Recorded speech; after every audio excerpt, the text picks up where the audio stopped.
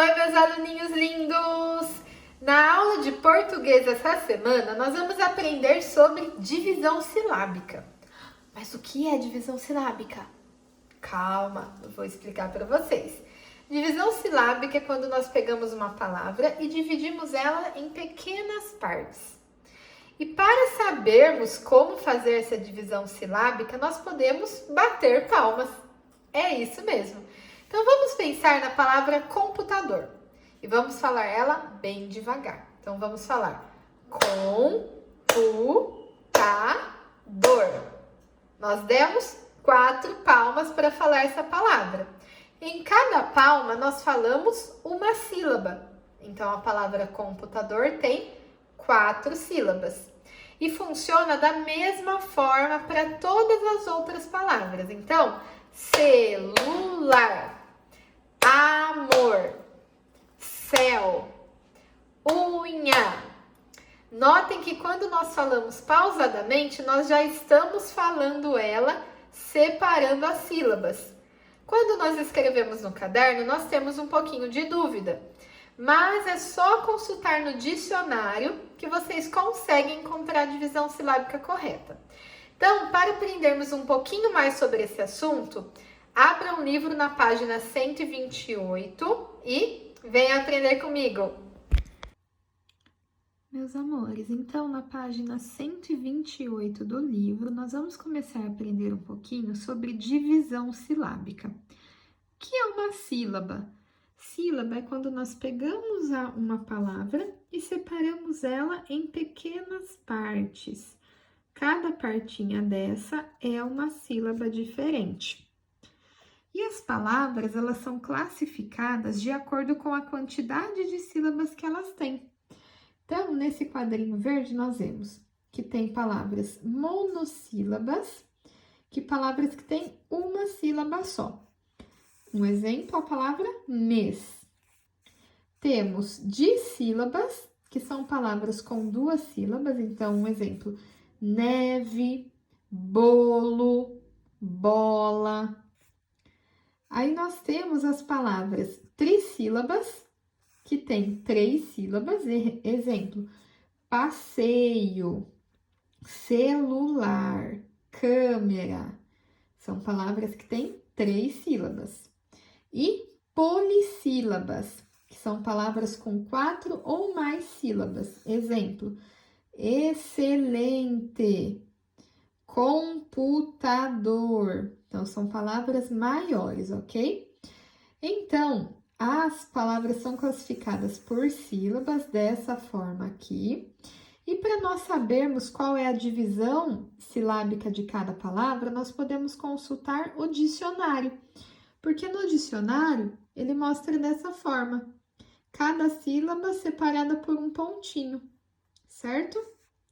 Nos dicionários online, vocês conseguem ver isso também.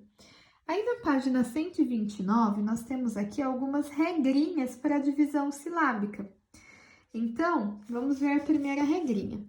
Há duplas de consoantes que se separam quando a palavra é dividida em sílabas. Então, o que é dupla de consoantes? É quando a palavra tem SS, RR, SC, SC cedilha e XC. Nesse caso, cada consoante vai ficar em uma sílaba diferente. Um exemplo, passar. Nós não colocamos os 2 S juntos em uma sílaba, nós separamos eles. Carro também. Então, quando são essas consoantes juntas, nós temos que separar as sílabas. E quando também tem algumas duplas de consoantes que não precisam ser separadas, que são elas LH, NH, CH, GU e QU. Então, um exemplo, velho, não precisa separar o L e o H, porque os dois ficam na mesma sílaba.